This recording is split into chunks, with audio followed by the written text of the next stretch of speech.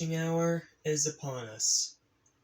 Now, it's time to finish off the thing we've been doing this whole month. And I'm legit excited for this one. Not only because now we are done with Treehouse of Horror until next year, but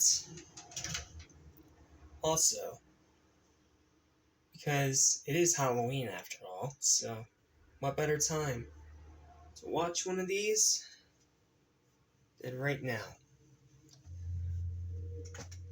What's up, everyone? Jack Small of AnimationStation back into you with another video.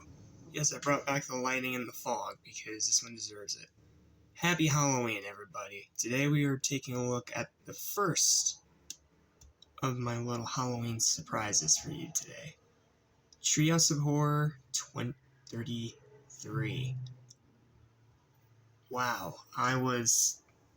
multiple times throughout this episode I had my jaw on the floor. This is probably one of the best in a long time. It's not perfect by any means, but man, for a Treehouse of Horror, this one is great.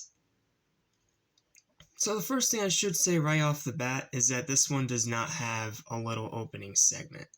Like a little opening or intro or whatever like some episodes do. Or like how most of these have had in the past. This is very clearly one that does not have an intro and just gets right into the segments. So, how are those segments? Well, let's talk about them. First up, we have the Pookadook, a parody of the Babadook, where Marge gets possessed by this Pookadook after reading the book, The Pookadook, and she tries to kill Maggie. It's pretty dark and twisted, but it's not overly gory. Like, I don't think there's even any kills in this one. It's more just overly exaggerated atmosphere, a lot like the older Treehouse of Horrors, which I really appreciate. Because this one reminded me a lot of Bad Dream House from way back in the very first Treehouse of Horror, because instead of relying on shock humor like blood and gore, instead it relies more on its atmosphere. And I feel like that really plays into this very well, especially with a story like the Babadook. Now, I do think the ending is kind of a farce, but that's really just a minor nitpick, and I still had a really fun time with this one. Then we come to Death Tome, a parody of Death Note, where Simpsons goes full-on anime. I believe they even got the people that animated Death Note to animate this segment. Wow, this is probably one of my absolute favorites, and I'm someone who has yet to even watch Death Note.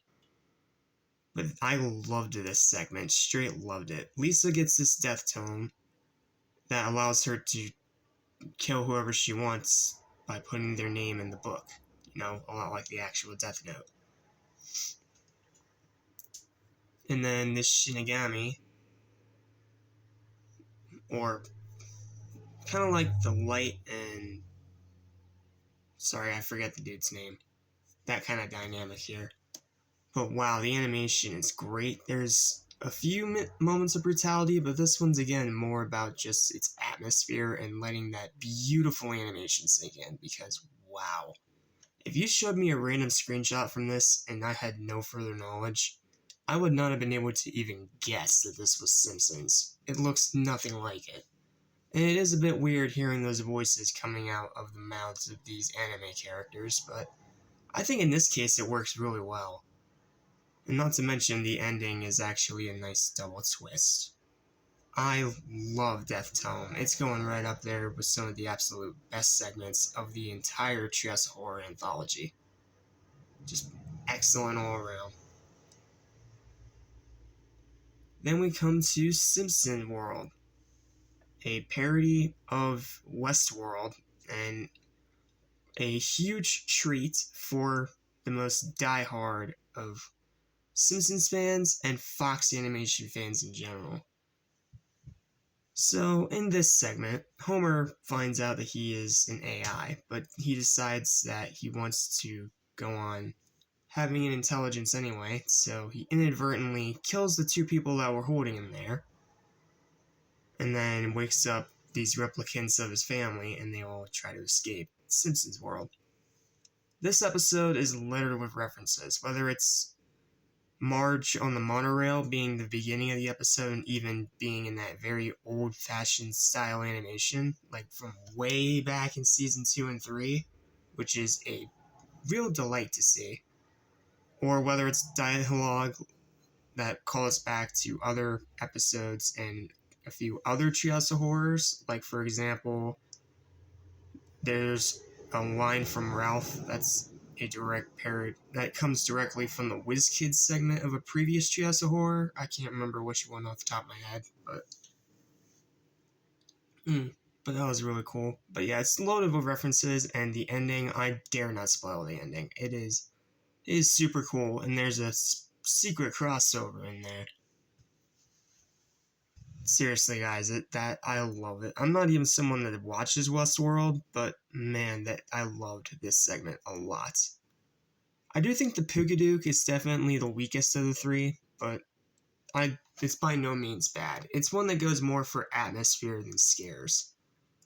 And I can give this one some credit, because after how gore-soaked the past few have been, this one feels a lot more toned back and restrained, and more akin to the first few Treehouse of Horror episodes, where it was all about setting a mood and atmosphere rather than excessive amounts of gore and violence. There is some gore and violence in here, but it's the blinking you'll miss it kind.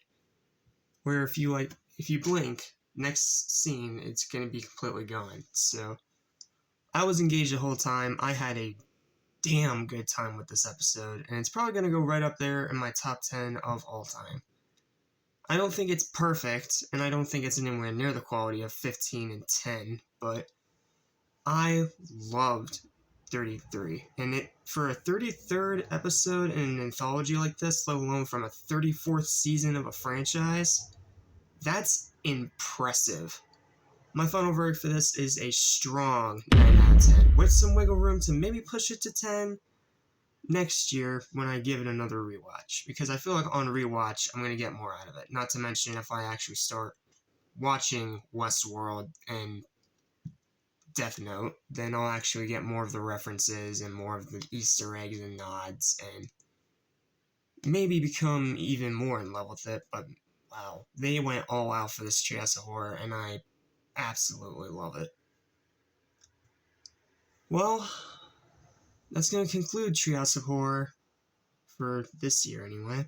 Next year I'm going to try to take a look at some of the other horror-related Simpsons episodes, but I'm going to do those more in scattered segments rather than a whole marathon, because while this was fun to do, it was also kind of cumbersome at times, because we did have some piles of crap to go through as well. But overall, I like the anthology, I like its setup, and I like the way it pays homage while also spoofing all these different genres and IPs and franchises. It's really smart, it's very clever, and I respect the absolute hell out of the whole team behind it.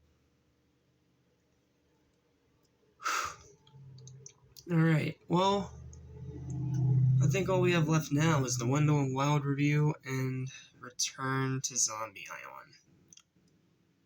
Oh boy. But I may or may not have another surprise or two in store for you, so make sure you keep your bell on. But until the next time we see each other, or whenever the next video goes up, this is Jack Small of AnimationStation signing out, and I hope you guys have a happy Halloween.